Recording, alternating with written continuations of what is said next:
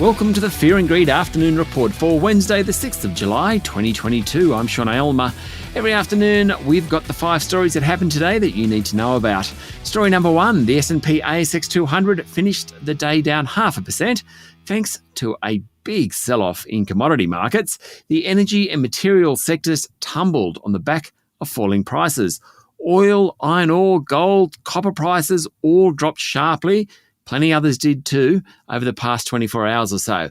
As a result, gold miner St Barbara fell 9.5% today. Iron ore group Champion Iron was off 8.7%. Diversified miner South32 fell more than 8%. And oil and gas group Beach Energy dropped around 8%.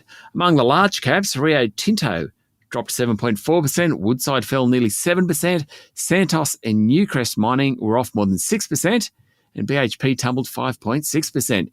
You just didn't want to be a miner today. Where investors did want to be were among the real estate investment trusts and tech stocks. Both those sub-indices jumped more than 3%, while healthcare was up 2%. The banks were solid, so too the retailers and the telco stocks. Story number 2.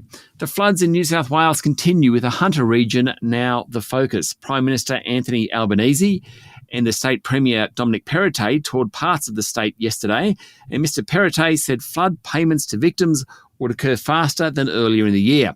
Mr Albanese said the government was looking at long-term solutions to natural disasters and weather events, and federal payments of $1,000 per eligible adult and $400 for every child will kick in from 2 p.m. tomorrow. On the ground, parts of the state's mid-north coast received up to 180 millimetres of rain today, and flooding has extended well beyond the borders of Greater Sydney. There have been scores of rescues over the past 36 hours and at least 6,000 calls to the State Emergency Service. Fortunately, the cargo ship stranded off southern Sydney has been successfully towed back into Botany Bay, with all on board safe. Story number 3. Former Prime Minister Paul Keating yesterday met with China's ambassador to Australia. The two exchanged views on China-Australia relations and the international situation.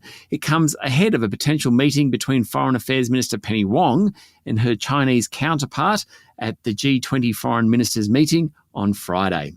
Story number 4. British Prime Minister Boris Johnson is under all sorts of pressure. This morning, 2 top cabinet ministers quit, and now there's real doubts whether Mr Johnson can withstand the turmoil. The Chancellor, which is the equivalent of the Treasurer in Australia, and Health Secretary of the UK both stepped down, saying they no longer had confidence in Mr Johnson or his policies. A number of junior government ministers also quit. While Mr Johnson has received support from other senior ministers and was able to quickly reshuffle his ministry, a number of Conservative MPs are now openly calling for the Prime Minister to quit. And finally, story number 5, it's a big night for Wall Street and the US economy.